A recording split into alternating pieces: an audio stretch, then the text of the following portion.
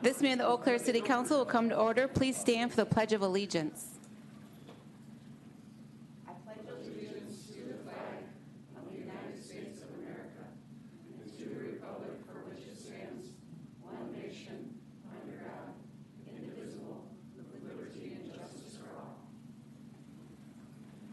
City Clerk, please call the roll. Councilmember Anderson. Here. Berge. Here. Brewster. Here. Johnson. Imboga. Miller. Otto. Here. Reed. Here. Schoen. Here. Serrano. Here. Worthman. Here. Thank you. Welcome everyone to the Monday, October 13th meeting of the Eau Claire City Council. And actually, before we get started tonight, I just want to take a moment to recognize that today is Indigenous Peoples Day. Tomorrow we will have a proclamation, but today is the actual day. So I just wanted to mention that's today, and just want to say a couple words that this is a day to honor the first peoples of this land, including the Ojibwe, Ho-Chunk, and other nations who have called this region home long before Eau Claire existed as a city. It's a time to acknowledge the history that too often goes untold and to celebrate the resilience, culture, and ongoing contributions of Indigenous communities in Wisconsin and across the country. So we will have our official proclamation tomorrow, but again, just wanted to recognize this day today. So with that, we'll go over how tonight's meeting will work. Staff will present on an item, and then council can ask questions. And then we'll open up the item for public comment. If you're here to talk about a specific item, you can sign up in the back, and I will go off of who signed up. I'll prioritize the sign-up sheets, and then I will open up to council chambers. If you're here to talk about an agenda item, you will have 4 minutes to speak, and you can follow the lights for your direction. So green means keep talking, yellow means do you have 1 minute to go, and then red is please stop talking. So, and I will ask you to wrap up if you are hitting the red light. Let's see, if you don't feel comfortable or if it gets late and you still want to share your thoughts with council, you can email us. There are blue comment cards in the back of the room that you can fill out, and the clerk will pass those out to us later before our meeting tomorrow. And there's also an electronic comment form, which is on the same side as our council packets. We do have a public comment period at the end of the meeting, which have different rules, so I will go over that at the end of the meeting. But for now, we'll get started on our notice public hearing and public discussion. So first up tonight, we have a couple rezones, and we have a public hearing on an ordinance to rezone property from TR-1A to LI-P located on the northwest corner of County Line Road and County Road T. We have Director White here. Good evening, Council President Berge and council members. The item before you is a rezoning of an industrial area. The area is in the northwest quadrant of the community and land that was annexed in 2020. The space is identified in the yellow area is what we are looking at this evening, which is intended to be rezoned into industrial. The TR1A, it's the old standby that whenever new annexations were coming, but final purpose was not created at the time of annexation, that TR1A was the kind of the temporary or transitional zoning until final use was determined. Under the new code, we will not be using that anymore, but this still follows under what we used to do previously. Surrounding land is ag to the west. The green space is also owned by Gateway Industrial Park, is intended at a later date to be part of a broader redevelopment, which will include commercial zoning and then industrial to the further to the east. Once again, the gray area shows the affected areas that will be noticed because of the rezoning request. And this is the parcel as it sets. The intent is to start developing the land for its intended use, which is industrial, and also creates an opportunity to do stormwater detention, which there will be some regional stormwater detention going into this space. The proposed CSM includes an outlot to the north, which will, as I mentioned, will serve as industrial stormwater or a regional stormwater detention. It will serve this space plus have some benefits to the Country Jam properties to the north. The right-of-way that's being dedicated is for Music Way, which is what will, or I guess it's Music Road. This will be the sole access into this site. With the widening of County T, there will not be access onto County T from these properties. So this extension will go from where it currently dead ends on the Country Jam property and will connect that thoroughfare to County Line Road to the south. That will be the eventual extension. Leaving at that point in time, again, they have working with clients who are currently looking at that 14.9 acres. And they are looking to do an industrial expansion on that space. So that is currently under negotiating with an existing developer or existing company located in Eau Claire. As I indicated, this is kind of the initial step to do the broader development of what was ultimately an 80-acre purchase by Gateway. At this point in time, I'd be happy to answer any questions. Thank you. I don't see, oh, yeah, Vice President Worthman? Mr. White, I just wanted to ask about the process for this. Was there input from the neighbors to the west potentially, or had there been any conversations, or how does that get noticed? Anything flagged by the neighboring property? See, it looks like agricultural land, maybe gardening or farming or something to the west? Sure, this is farmland. The neighbors to the west were actually the owners of the 80 acres that the city originally purchased it from. The city then did an exchange with Gateway to shift some unbuildable industrial space in exchange for this buildable space. The farmers were aware that the intent of purchasing this 80 acres was for industrial redevelopment, and they have been renting it year to year until such time as it was to be developed for industrial space. Their address is in Chippewa Falls, so they would not have received a direct notification. But again, as the owners that this land was purchased from, they were with the understanding that this would be developed for industrial space at some point in time. So it falls in line with what there is intended use.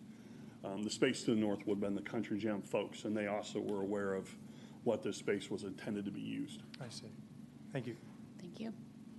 I don't see any other questions, so thank you, Director White. Thank you. Is there anyone signed up to speak on?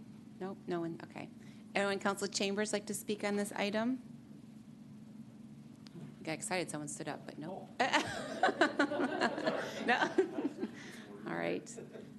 If there's no one like to speak on this item, I will go on to the next one. So it's a public hearing on an ordinance to rezone property from C-2P to R3 located at the northeast corner of London Road and Damon Street. We have Director White back here again.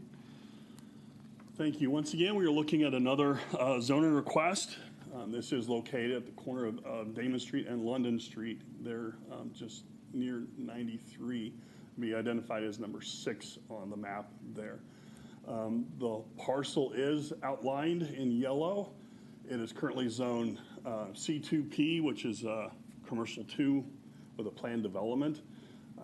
The original owner that purchased and did the zoning for this site ended up not doing their development. I believe it was Mayo Clinic or the Mayo Systems. And the new purchaser of the land is looking to change use to R3 or mixed residential, which will allow them to do some housing types, some multifamily housing within this space. As you can see, there is R2 and R3 zoning to the west, commercial zoning to the south, so this does fit well with the development space. The gray represents, again, the notification area for the zoning change, and this is the site condition as it is. It has been developing since its change of hands over the last 2 or 3 years. This is a shot of the CSM that was approved, and this is what will be this is a draft site plan. There will be, site plan was approved by Plan Commission pending council approving the zoning, and Plan Commission did recommend approval of the zoning change. They did note that access for pedestrians needs to be addressed and will have to be addressed through the engineering department as they move forward through this process. The access to the site will come solely from the roundabout, the cul-de-sac, which is on the end of a private drive. They're located on the east side of the property. The units are 4 multifamily units. These are similar to what this developer has done on the Sessions project that was previously done. These are studio and 1-bedroom apartments in a 12-unit configuration, and there are 4 of them within that space. They have identified parking requirements. Plan Commission did pass an amendment that parking be reduced to the maximum allowed based on unit counts are appropriate for this site. They are, again, another shot of the CSM, or excuse me, of the site. This is an interior rendering of the facilities and what they will look like on the interior layouts as two-story units, and then this is an exterior rendering to give some visual cue to what they will look like. Again, this is a product that's currently under development by this developer on another site that was approved several months ago. They are, again, Plan Commission only received one email comment against this. That individual did not come to the meeting. They just sent in an email, had concerns or had questions about usage and some of the material that was submitted, but all those concerns and misunderstandings of the development were addressed by staff back to that individual. There were no other comments related to this site. So at this point in time, the developer is in the room and can answer any specific questions on the development. I'd be happy to answer any questions on this proposal. Thank you, Director White. Looks like Councilmember Miller. Thank you, Council President. Director White, thank you.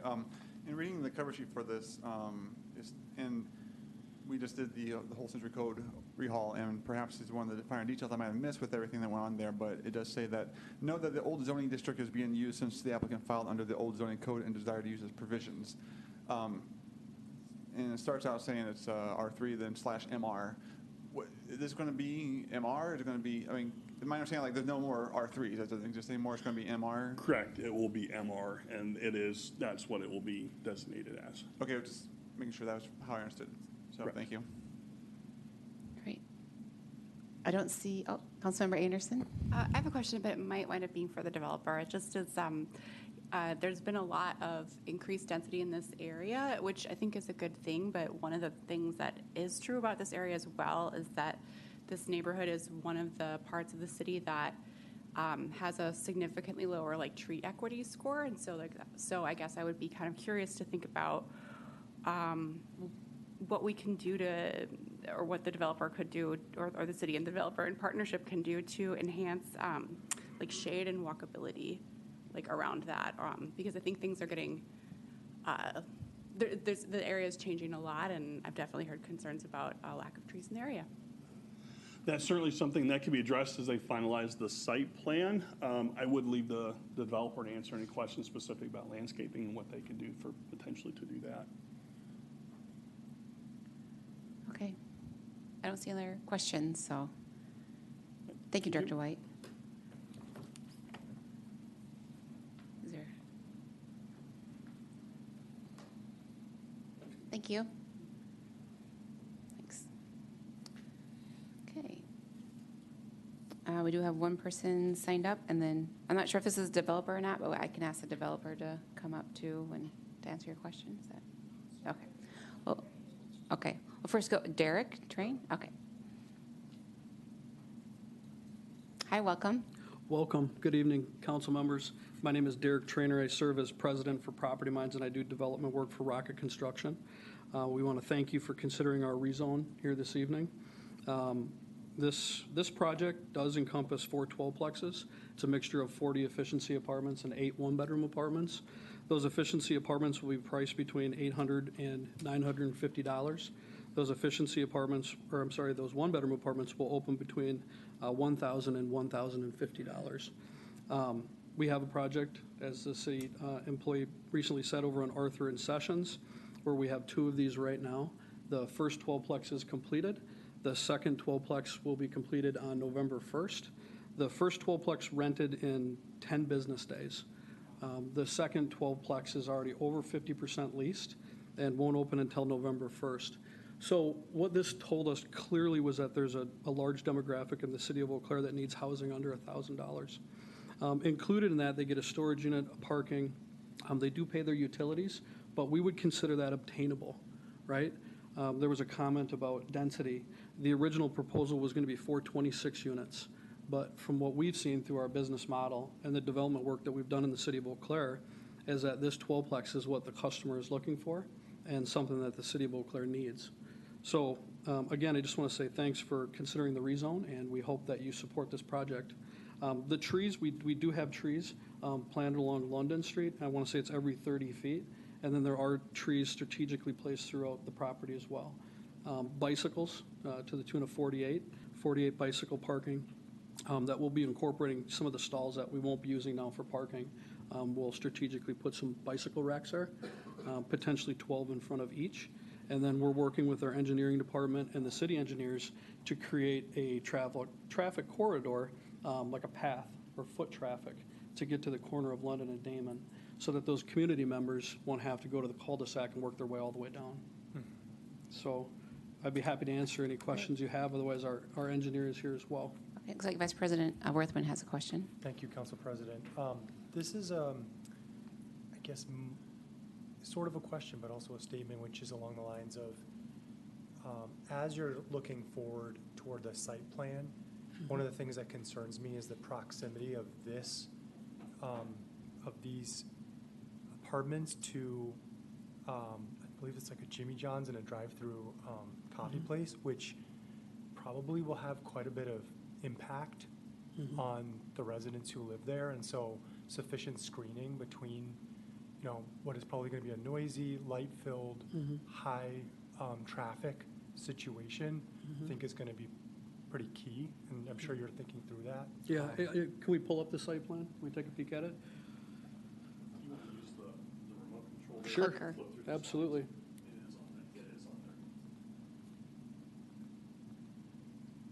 So if you look here, in the bottom right-hand side, you see that large oblong egg shape. So that's going to be the water retention area there, which will have natural grasses, cattails, things like that, that will build up. It will also create that barrier. But most of the buildings you can see are positioned along London Road with one 12-plex to the north and west of the cul-de-sac. You know, like I said, I think in our original plan, we had 426 units. I think this fits the south side of Eau Claire better. It leaves more green space and breaks up kind of the density of the commercial district to the east of the cul-de-sac, where you see Jimmy John's, and then you've got Scooter's Coffee, and most likely there'll be another commercial project in the northeast quarter of there. There's one parcel left, I believe. So, yeah. Again, thank you for your consideration, and we hope that you support it. Looks like we have another question for you. Councilmember Miller? Thank you, Council President.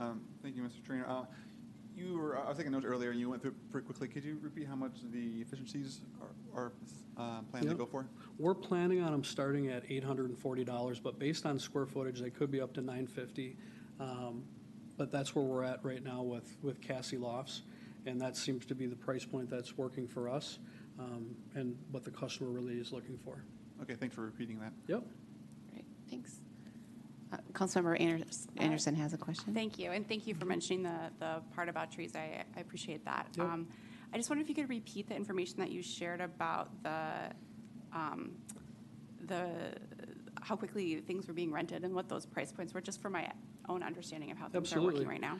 So we've added about 100 doors a year. If you recall, we did Helen Park, which was off of Gulf Road Drive, and that was a combination of 26 units and 12 plexes.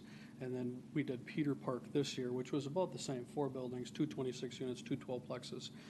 But when we did Cassie Lofts, that was when we kind of changed our architectural plans to be heavier on what we would consider the more obtainable units.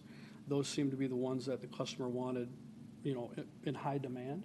I believe it's probably because of the price point. So really, Cassie Lofts was our first attempt where we're like, okay, we're going to go in on this. It's going to be heavy in efficiencies and light on 1-bedrooms and absolutely no 2-bedrooms or 3-bedroom units. And as I stated before, the first building was rented within 10 business days. The second building, which is going to be completed on November 1st, is already 50% leased. So that's a pretty clear indicator. Great. You bet. Yeah. Thank you. I don't see any other questions for you, so thanks. Thanks for Thank you coming very much. down. Yep. Does anyone in council chambers like to speak on this item, the rezone? Okay. All right. Not seeing anyone, so we'll move on to our public discussion. on the 2026 proposed operating budget. This is a public discussion on the 2026 proposed operating budget, the library and health department budgets, and special agency funding. Director Winters. Good evening, President Berge, Council. All right, we're here to have our first public discussion on our 2026 operating budget. What we focus on internally at our executive team, down to the department director level, economy, efficiency, effectiveness, and equity. So a lot of the time I'm looking at the economics, the efficiencies. Your directors behind you will know I'm calling them about, can we reduce $4,000, or every little bit helps. Looking at efficiencies all the time to get creative with our scarce resources, where a lot of the other people on the team are looking at the effectiveness and the equity portions. Our thoughtful decisions that come through, and the focus of the budget this year is employee well-being, collaboration,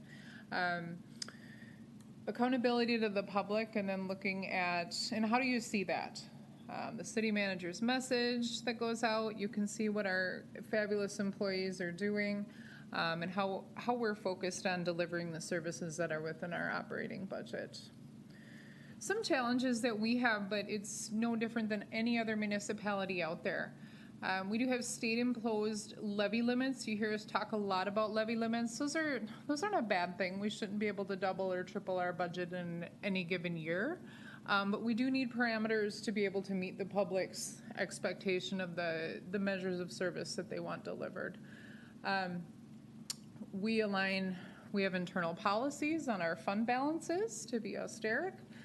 Respond to the challenges due to the limited options within Wisconsin municipalities to grow revenues. So we can't just create a new fee because, everybody would love their roads plowed immediately, even with an inch of snow. We can't afford that within our municipal budget. We can't create a fee in order to do that. So there are some barriers. There's additional barriers outside of property taxes. We do need to remain competitive in the workforce. We do have amazing staff. You'll see those in our newsletter each week that continue to deliver great service. The number one complaint we've received from our staff is they wish they had more time or more resources to do a better job. And that's not a bad thing to have. So they want to do good things. And we want to continue to provide that high quality level of service. So to summarize, we have growing needs, and we're still living within municipal constraints.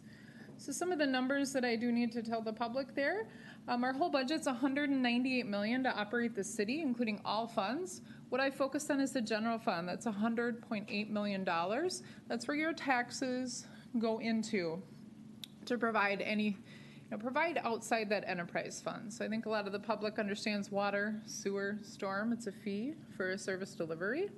So our general fund is about half of the operations at the city, half of the municipal expenditures of the city.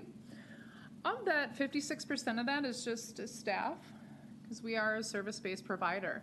On top of that, an additional 9% of that is contractual services.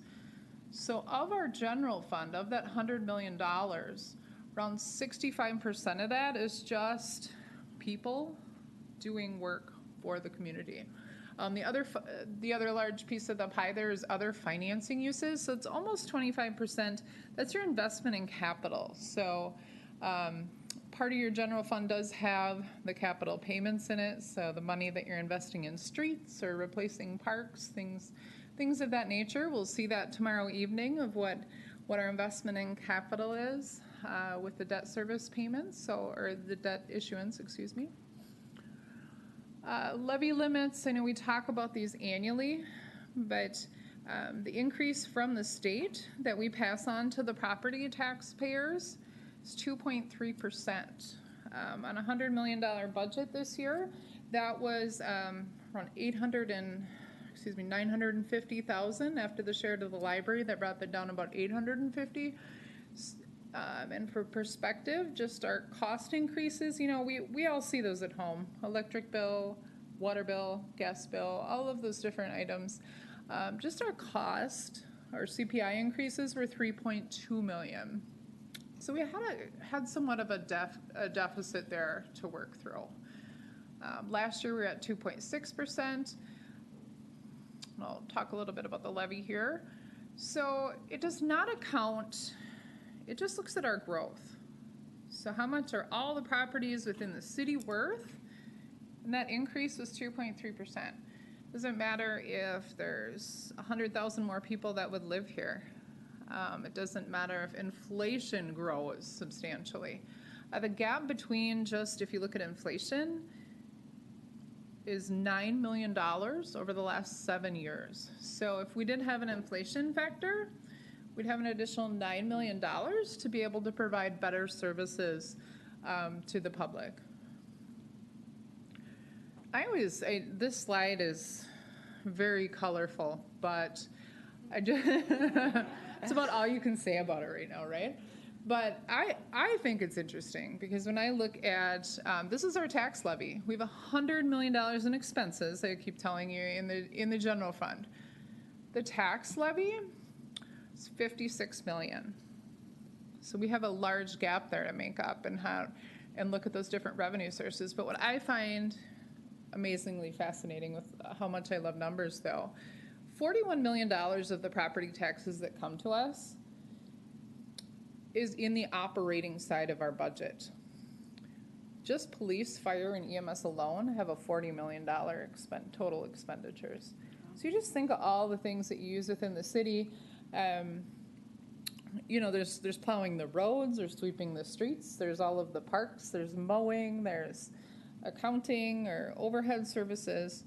There's a large gap to provide there. So of our tax levy, that translate to one of the 4 lines on your tax bill that comes in late December, $41 million of that is just related to our operations. And again, we have to make up the difference of that. $15 million of your tax bill there on that line that's shared throughout all the properties is your investment in capital. If that makes sense. So of that $56 million, over 70% of that, this is hard to see, spent on priorities: police, community services, streets, fire department, and the capital maintenance. So what that's looking at is plowing your roads, patching the potholes, resurfacing the roads, and when you're calling 911. That's just in our general fund. Again, I know water is definitely a large priority. When we turn on that faucet, we want water to come out, but that's in a different fund, and your tax dollars aren't paying for that. So it's $2.09 per day based off the current population. And over 70% of that is going to priorities of the citizens. General fund revenue sources is 60% tax-based. Intergovernmental revenues, so that's money coming from the state, is at 16%. The rest of that's mainly charges for services or licensing permits. We don't have a lot of other revenue sources. It's just taxes, grants. Then we look at charging some fees for our services. And you can see that mix, 1995 to 2025. I hate to say that's 30 years, but you can see that shift. The green at the bottom is your property taxes. So in 1995, a citizen was paying 25%, our budget was 25% revenue based on property taxes. It's doubled, over doubled in 30 years. So definitely highly, in the state of Wisconsin, it's not much different than any other municipality. You're gonna see that, where we're heavily reliant on sales tax. Shared revenue, the blue at the top, is very interesting. So that was money collected by the state. That used to be 34% the revenues within our general fund. Now that's down to 9.8%. So what have we done? We're not going to sit idle. We don't wait for solutions. So we've definitely tried to maintain that service level that we're delivering. There's a referendum placed in 22 for the 2023 tax year that hired additional public safety officers because that had not been expanded, even though all of the calls were expanding substantially and the demand for service. We implemented a local vehicle registration fee of $24. That was 2023 as well, later in 23. We had an accelerated deterioration of our streets. I don't know if you all remember that 22 winter. That was, it's a good one. We did lobby the state, though, for increases, and we did receive state shared revenue. It was around $1 million. That was reserved and invested within police, and that's the police, fire, emergency services. That's where the money was intended to go, were for those items. But just the enormous amount of employees we have there with union increases, salary increases, and a 10% health insurance increase, so that did sustain us for a little bit, but that's not a continuing increase on an annual basis. It's not like an additional $1 million this year, $1 million next year. It's just that same set amount. We also scrutinize fiscal partnerships to be sure that the resident tax dollars are spent on services that benefit the city residents if it's city tax dollars. So there weren't a substantial amount of changes within the budget. Directors looked inwards. If they wanted something, they had to find a way to save money in order to pay for that. We did reduce the streets operating budget a little bit. We did shift that over to utilize some of our existing local vehicle registration fee funds that were already part of the $24. Removal of the parking subsidy. So we weren't going to spend taxpayer dollars on parking. So that's kind of what that, we want those to go towards the other operations with those large funding gaps. So the users of the parking, now with the implementation of that paid parking, are able to pay for that service. Reduction in donation to partners. So we do have optional donations going out to 3 agencies within the community. So there's a small reduction to DECI Senior Center and WEDC. Utilization of existing staff to focus on council priorities. So we're able to shift half of an FTE from the planning department to focus solely on working on the water values study in 2026. We did an overtime reduction in streets. We do definitely take that scalpel approach. So we did reduce overtime in some targeted areas last year. And this year we're doing the same, and we just had a small reduction in streets. And there's adjustments to staffing within internal departments, but again, they had to look within their budgets in order to make those changes. The one addition, free transit passes for Eau Claire Area School District students. So that was around a $25,000 investment. We did use one-time funding this year. It supported the paid parking launch. It'll make sure that's successful.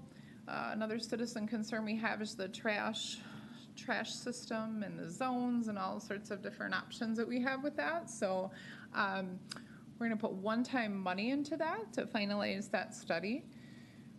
Looking at an ADA website to our website upgrade for functionality in addition to the customer, it's like CRM software or 311 type of system. So we're not going to utilize the funding that we had reserved this year for the agenda management, but we're going to refocus that initiative. We're still left with $4 million of requests from our departments, in addition to multiple capital items that we talk about kicking the can or pushing them off into the next CIP cycle. So what are we doing? We are developing an updated long-term financial plan. So this budget year was challenging. We had a 10% increase on health insurance, and I just want to remind everybody that that's a normal and average increase for municipalities. We had a great relationship with our insurance company. They absorbed our losses. You know, Xcel Energy doesn't absorb mine, right? Just because they like me, they don't lower my bill. So it was kind of that arrangement where we just really had a long-standing partnership, but they weren't able to sustain that anymore. So we're going to start seeing those same increases on an annual basis. Our not to exceed is 15%, and that's not something that we can sustain. But we are formalizing that long-term financial plan to reiterate what we know is happening internally, and that's just on a little bit of an expedited process. Prioritize economic development through regional leadership. So we have second highest net new construction on any given year within the state. So we do amazing work within the city of Eau Claire that does help increase our operating budget. So we want to continue that.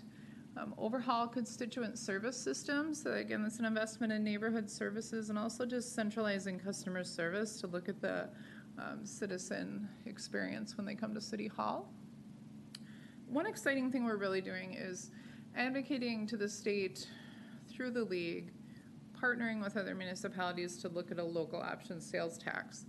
I know Milwaukee is the only municipality in the state right now that's collecting sales tax. And not a lot of people want to hear about more taxes, right? But what would we do with that? So we want to think about, I'm going to advance, just give a sneak peek here and then sneak back. So 30,000 people are commuting into the city on a daily basis. So you have about a 40% increase on your population that are coming in here. They do not pay property taxes. And this is 2022 data that, just to be specific. So they're coming in, they don't pay property taxes, and we're great. We are very happy to have them. We like the tourism, we like the medical tourism. We want the jobs full, we want our businesses successful. But they're not contributing to the wear and tear and the usage of the resources. Any sales tax paid in goes to the county, so the city boundaries aren't seeing that. So we're looking at a local option sales tax, and what that means, and again, that would be based on legislative approval, and what that would look like, we don't know. But what we'd ask for is something that either reduces the county or state, and state amounts maybe keeps that 5.5% static, right? But we can just maybe get a piece of that. But what could we do with that? Potentially look at reducing special assessments. And within this proposed budget, we do have a $26 proposed increase to our local vehicle registration fee. I think if we were able to get that local option sales tax, it'd be a logical time to look at removing that. We've actually had a council member reach out interested in potentially looking at that as well. But we could use that to help fund capital infrastructure. It does capture revenue from those non-residents. So again, they're not paying the property taxes, but they'd be contributing to some of those resources that our property taxes are paying for. So again, we have 30,364 commuting into the city, bringing your total average population based on 22 numbers up to almost 90,000. So in any given year, average spending, depending on the projects, is around 22 to 25 million. If you snapshot 2024 and just look at transportation-related services and projects, it is a little higher of a year. Where does the money come from? That state general transportation aids doesn't change too much on any given year. Last year it was 3.2, now it's 3.3. That's not going to change. That's changed on 5-year average of spending. Intergovernmental revenue, our local vehicle registration fee that's current is 1.2 million. Service fees, other collections on transportation-related expenses, you have a $23 million difference there, and again, that's capital operating, that's transit operations, but you're using tax levy for that, in addition to borrowing on your capital projects. Just to look at our partner cities, if you look at the expenditures just on license fees at the state level, at the municipal level, you're able to look in a registry to sample a vehicle. We still, just with our neighboring states, who have a lot more levers that they can pull on a municipal level, we're still the lowest in the region on the cost of operation. So the reason I was talking a little bit about transportation is the local vehicle registration fee. We did come to council at a work session in September. We had the budget shortfall, and we're able to increase that budget up to 1.3 million with local vehicle registration fee funding. That is in the Code of Ordinances, so it's not really easy to identify in our budget, but I think it's important. The money's in the budget to increase the local vehicle registration fee by $26. It takes it up to $50.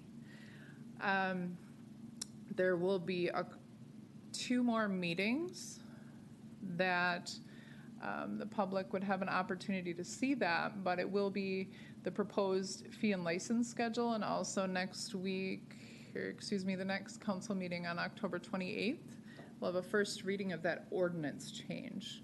So that's when we talk about the local vehicle registration fee a little bit. But your budget is balanced with that in there. I was able to lower that from $31 down to $26. So the total fee charge to the public would be $50. But again, it's not easy to identify. So we have made sure that we've pointed that out to the public. And that also we'll be discussing that at forthcoming meetings, but we want to make sure everyone knows where that will be published. With that, I have available for any further clarifying, but we do have a work session tomorrow evening that will talk a little bit about more in-depth Okay. items. So we do have a work session tomorrow, but we can, for questions now. Councilmember Serrano? Thank you, Council President Berge.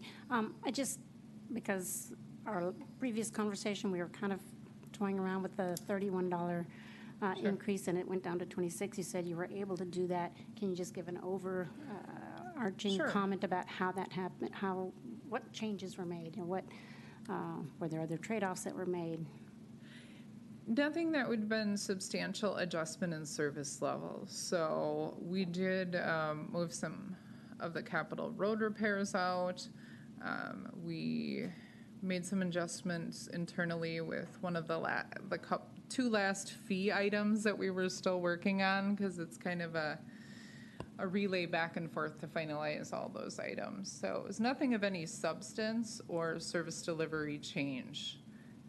But it's kind of about that coin jar method too, where I'm always asking our directors for 4,000 here or 5,000 there, and then we kind of have that scalpel approach, but we're able to minimize that by $5. Can I just add? Yes. City Manager Hirsch? Yeah, and to point out that of that spreadsheet that we talked about as a council, the 2 that the some council members had said yes to, or were kind of on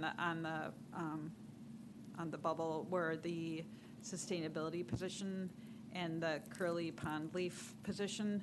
And so for those, we did not add the curly pond leaf, and we are expecting that they will need to absorb that just with current staff. And for the sustainability one, we basically effectively took half of a planner position and funded it by these alternative sources that we had talked about, like the water, the utility, and the trash.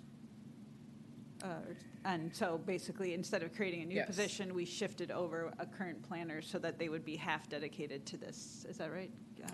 Yeah, the planner would focus on the sustainability piece of it. I'd imagine they'd start on the water study, but we're hoping that through efficiencies we'll be able to, we don't have that capital acquisition account for the chemical investment, so yeah, they will have to adjust So their other services and do that internally. So we didn't add any positions. We didn't add any new initiatives, basically, because we're just trying to weigh this big fee increase with, so basically the fee increase just avoids cuts. Yes, that's a great representation. So the fee just balanced the budget. We had a $3.2 million gap. Of that, again, around $850,000 came in on net new construction, so we had to get creative. So after all of those scalpel reductions and everything, we really couldn't meet the $4 million in requests that our department directors would like.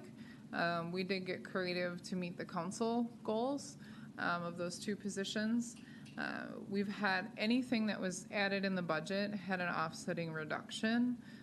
There might be a small investment of maybe $5,000 to $10,000 that gets our website launched with the ADA requirements and meeting that.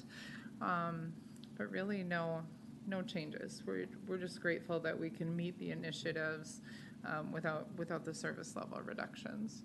For 2027, we will have to make some harder choices, so we'll talk a little bit about that tomorrow evening. Shoot. Councilmember Miller, Actually, I'll just wait, save it for. work tomorrow? session. Yeah, it's that's a fine. good idea. Vice President Worthman? Thank you, Council President. Just going back to that sustainability position. So originally, the idea was essentially a proposal that brought money from different utilities, but it came short of being able to create a new position, which I remember was something like $25,000 or Yeah. $26,000 short.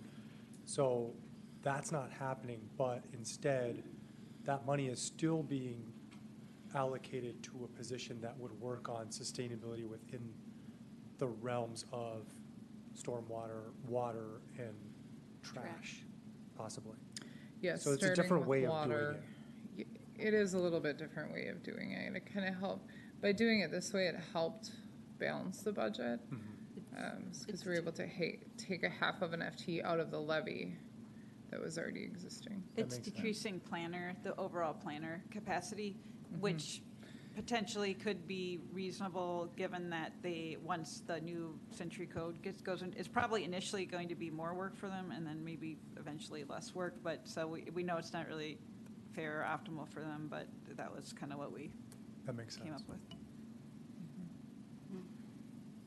Councilmember Brewster? Thank you, Council President. I just want to say thanks for all your work on this. You know, given all the challenges, you know, I think you and your team did a very good job, and you know, obviously City Manager Hirsch as well. I know she works closely with you on that. Thank Just you. wanted to give you some kudos for making the best out of a somewhat suboptimal situation. Yes, hard challenges. Couldn't do it without Corey Lee and Michael Corbell, though, in the back there, our budget analysts, so yeah, I'm not going to take any credit, so. Great. Oh, it looks like we have Councilmember Otto. Well, thank you, Council President, and thank you for the work you've done on this. It's great stuff. Question that might be easy to answer, but if it's difficult, we can talk about it tomorrow. But I'm curious, had this fee followed interest rates, what would it be up to today if it were aligned with interest rates? If that's something you can answer off the top of your head, great. Otherwise, we can talk about that tomorrow. Sure, which, the local vehicle registration? Yeah, the vehicle registration fee, yeah. We might have to talk about that a little Okay, bit. we can talk, yeah. Tomorrow, yep. We'll get more clarification on that. Okay. Looks like we'll have a good Great. discussion tomorrow. Thank you. Okay, looks like there's two people signed up to speak on the budget. First up, we have Kate Felton. Hi, welcome. Hello, Council. Good evening. Sorry, I'm Kate, sorry, could you start the lights, please? Oh, yeah. Thanks. Gotta get my 4 minutes. Yes. Good evening, Council. I'm here today actually representing DECI as the brand-new Civic and Strategic Communications Coordinator. When DECI was here in this room a year ago to ask the City Council to continue funding, we are undergoing a major transition towards a more independent organization to better serve the people of Eau Claire, downtown businesses, and tourists who love to visit our community, and to create a structure that maximizes the time and talents of both DECI and city staff. Because of the City of Eau Claire's generous funding in 2025, DECI has made it through the forest and has entered a new era in our work. DECI has so much to be proud of in 2025. Successful new and ongoing events like Grand Evening on the Bridge, Sidewalk Saturdays, Mix and Mingle, as well as DECI's premier event, Fall Festival, which had a record-setting attendance of 32,000 people this year in 2025, nearly tripling the attendance just from 1 year ago. We enacted efficiencies in the administration of business improvement districts that led to bids making the decision to actually increase their contribution to the district, an increase of private investment into the public good that otherwise would not have existed. Work was transferred off of city staff's plate to DECI, including handling relationships and invoicing for vendors, fielding questions from businesses when issues arise, serving as eyes on the ground to catch and deal with issues before they become larger problems, and communicating relevant city updates to businesses. In my own experience as a North Barstow business owner, when construction unexpectedly arose this summer, DECI coordinated communications between the city and downtown businesses to answer questions, facilitate constructive conversation between businesses in the cities, and to solve problems in a way that lessened the blow on our businesses and that allowed important city work to move forward. We're here to say that we're grateful to City Manager Hirsch for including Ducky in the 2026 operating budget, a recognition of the importance of maintaining what our city has worked so hard for decades to build. Our downtown is a foundational economic driver in Eau Claire, attracting over 5 million visits per year, supplying a quarter of all jobs in our city, supporting a high percentage of independent, minority, veteran, working class, and women-owned businesses, creating a strong environment for employee recruitment, which brings new business and development to Eau Claire, and driving tourism here from across the region. The founding 1984 operating plan for the very first business improvement district in Eau Claire stated, quote, "Just as good schools, good parks, good roads are all essential for a balanced community, a prosperous downtown serves the community as the financial center, service center, and special events center." For 40 years, our city has understood how essential our downtown is to our community, and it's in part because of this dedication from our city that we get to enjoy the vibrant, diverse, prosperous, and special downtown right outside of this building. Decky is proud and grateful to be in partnership with the City of Eau Claire, and we hope for another year of partnership. We're asking the City Council to support funding for Decky as it was written in 2026 proposed operating budget, so that together we can continue to build a city where people love to live here, businesses find success in operating here, and tourists are eager to visit here. I also just wanted to say I watched the work session that you all had in September, and no, it's just a tremendously difficult task that you have here this year in particular. And I just wanted to say I'm really impressed with how the budget turned out this year, given all those challenges, impressed by the work of the city staff, and have a lot of faith that the City Council will continue that good work with the budget. So thank you. Thanks for coming. Okay, Jeremy? Hi, welcome. Hello, Council President and City Council members. I'm Jeremy Gregard at 1725 9th Street. I watched both of the work sessions on the budget as well, and it is definitely a big lift, and I appreciate the work of the staff to put this together. I found page 10 to be most helpful, I guess, in terms of summarizing the big changes. And in the PDF, it's page 15, just to clarify. But the biggest thing is really that local vehicle registration fee increase, and ultimately it's used to avoid cuts to critical services. And so I think ultimately it is necessary, and it's good in the sense that we actually have that option. But it's only going to really help us for 1 year, really. So even though it will be an ongoing fee, we're going to see other challenges ahead, especially with the way that a lot of the sales tax revenue that comes out of our community, it really doesn't return due to the way that the shared revenue model really only returns about $100 per person, which was outlined in the budget, and how that's really one of the lowest per capita for any city. So we have to make these hard choices. I found it interesting. It specifically highlighted public transportation as essentially a destination for those funds, and I'm sure you can clarify this at your work session as to how that works exactly, but I guess on the surface it seems to show that the city is dedicated to supporting public transportation, and by having a fee that is specifically dedicated to help fill the general fund contribution that would normally be allocated. And I'm not sure what percentage of the general fund is relieved by that would typically be going to public transit, but that's a question I would have. And I'm excited that we found a way to make K through 12 public transit ridership free, kind of as a separate piece of this budget. One of the pieces that seems to be a continuing challenge is funding a sustainability coordinator. It sounds like this budget really focuses on 1 year of funding for focusing on that water study and kind of piecing together a position.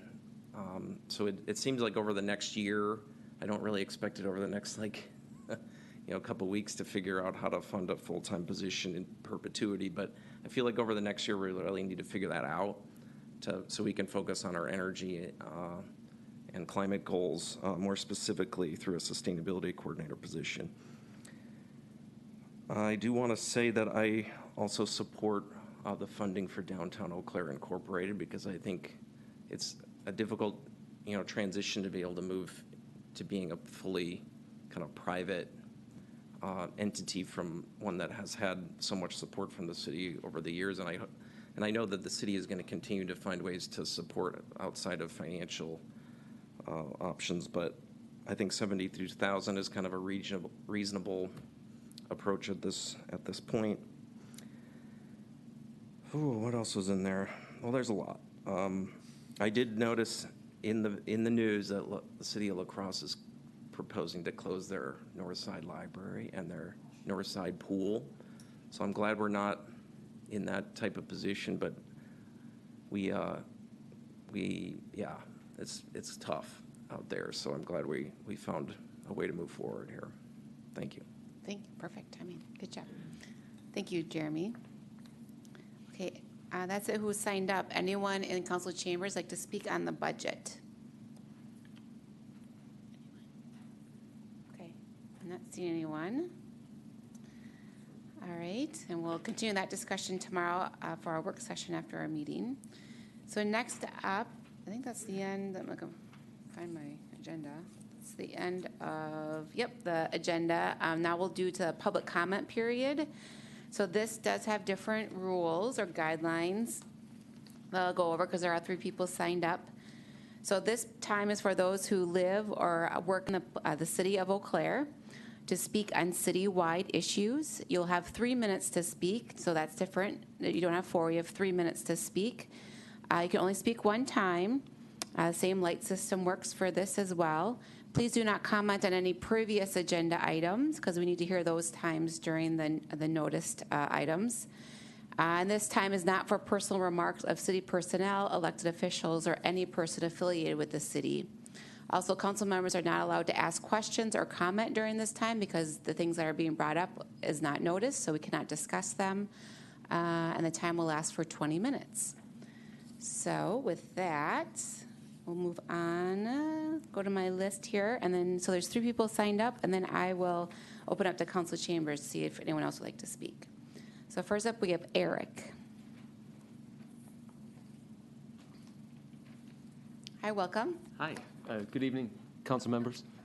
My name is Eric Ludy. I'm a Eau Claire resident and a parent of 2 Longfellow elementary students. As you likely know, the Eau Claire School District is actively considering the closure or repurposing of 3 elementary schools in the city, Longfellow, Flynn, and Roosevelt. The school board is meeting next Monday to discuss initial findings from its focus groups and to make some recommendations on a path forward. I've attended a focus group myself personally, and I've been involved in these discussions since the district made this announcement a few weeks ago. There have been a lot of people speaking up, but one thing I haven't heard in this process so far is the voice of the city, and I think it's important. I think we've been missing a key voice so far. The City of Eau Claire's comprehensive plan, adopted by the council in 2015, calls for the preservation of schools in the city core. It calls for the city council to work with the school district to keep schools open in neighborhoods, particularly surrounding downtown. It does this to preserve vibrant neighborhoods where young families can thrive. Good schools in walkable neighborhoods where active young families can flourish. The type of communities this council has been working so diligently over the last couple decades to build. Closing neighborhood schools is antithetical to this plan. School district leadership is citing declining enrollment as the reason for these potential closures. But if you zoom out, Eau Claire is one of the fastest growing cities in the state. We need schools with ample space in neighborhoods where we're driving growth. Keeping neighborhood schools open now ensures that we're not only ready for the growth we're driving, but we can welcome and encourage it, and actively market Eau Claire as a destination for families that want good schools that aren't overcrowded. So I would urge you as council members to get involved now with discussions over potential school closures. You can learn more by going to saveeauclairschools.com, website we as families have set up, and signing up for our newsletter, and by reaching out to members of our group. We really need the city to have a voice in this. Thank you for your time. Thank you. Thanks for coming. Okay. Deb?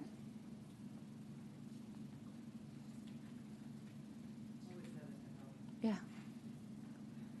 Welcome, Deb. Thank you. Hello, City Council. As you know, I'm Deb Marshall.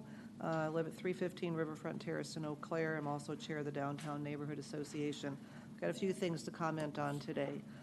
First, I want to give many thanks to Dave Solberg and to Josh Miller and Bridget Coit for coming to our annual meeting for the Neighborhood Association on October 6th. They spoke and fielded questions for about an hour from the 32 people that were there in attendance.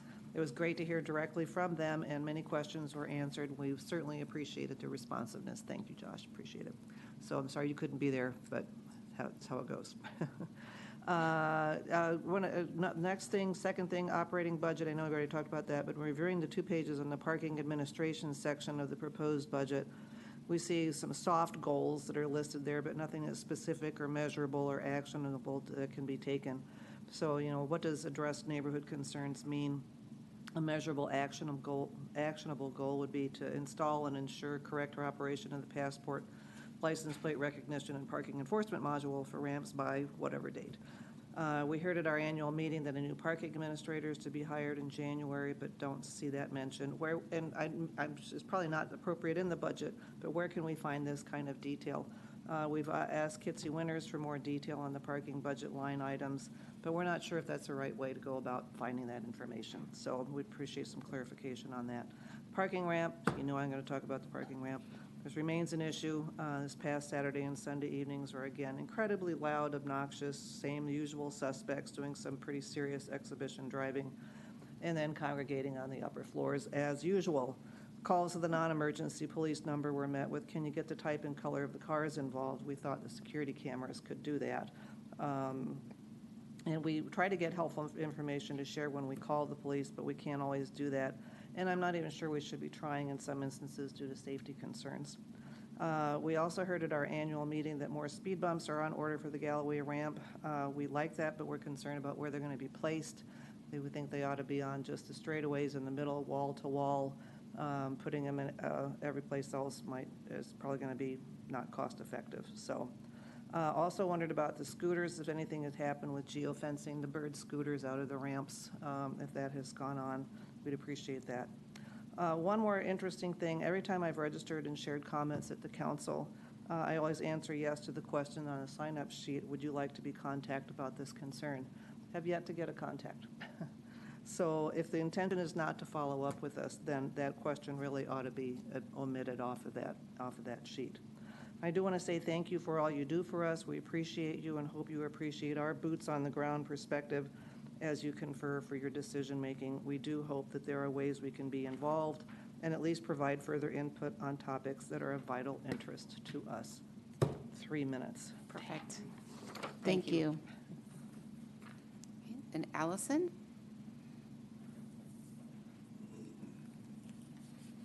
Hi, welcome. Hi, good evening. My name's Allison Wilson. My husband and I moved here from New York State in 2018. We have no direct ties to the area, and historically, we've moved every few years to a new state. But when we moved to Eau Claire, we chose to establish roots, become first-time homeowners, and raise our family here. We chose Eau Claire because of the abundance of healthcare opportunities, the field in which we both work, the progressive nature and ethos of the city, the many bike trails and parks, and the hope that our children would have the opportunity to attend the dual immersion Spanish program at Longfellow Elementary. But as I stand before you tonight, I feel frustrated that 2 of the main reasons we moved here are continuously at risk of closure: healthcare and our wonderful public schools. Tonight, I'm advocating on behalf of our schools, and I'm asking for your help. As you probably know, we're at risk of losing 2 neighborhood elementary schools in the area, Longfellow, Roosevelt, and Flynn. Families and children are the heart and future of our neighborhoods, and their importance must not be overlooked. Eliminating up to 2 neighborhood schools is not only going to deeply affect our families on an intimate level, but our neighborhoods as a whole are going to suffer as well. If you eliminate a school, you also eliminate the playground and park that goes along with it. You eliminate the children's ability to walk or ride bike to school, and instead force more children to be bused or get private transportation. Property values will decrease. Less families will move to these established neighborhoods.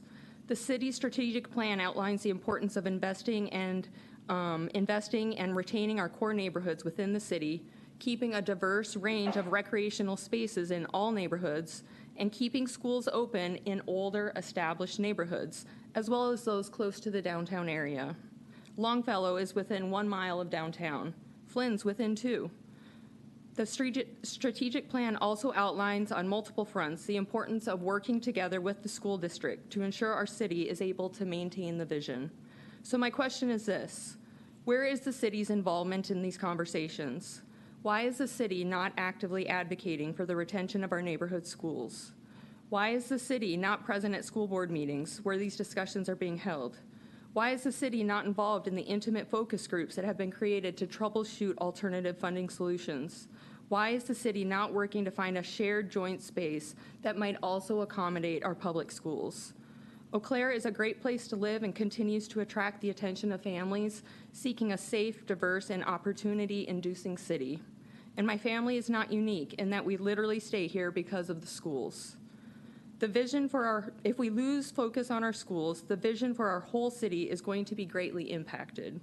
I welcome you all to join us in doing whatever we must to keep our schools open. Thank you. Thanks. Is there anyone in council chambers who'd like to speak during a public comment period? Anyone? Okay. I'm not seeing anyone.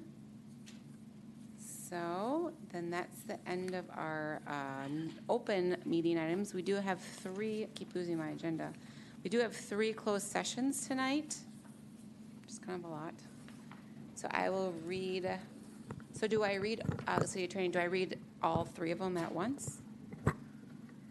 City Attorney Nick? Yeah, sorry for a half page of reading, but right, Yes. if you could read through, we get 1 vote, but.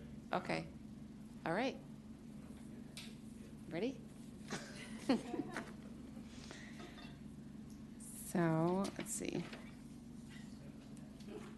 Staff is seeking negotiation direction for competitive or bargaining reasons regarding a potential new contract with Visit Eau Claire. Upon a motion duly made and carried, the City Council may go into closed session to provide negotiation direction for competitive bargaining reasons and consider the investment of public funds regarding the Visit Eau Claire contract, which is permitted in closed session pursuant to S 19.851E of the Wisconsin statutes. Number 2, to discuss Altoona's payment delinquency under the wastewater service agreement between the City of Eau Claire and the City of Altoona.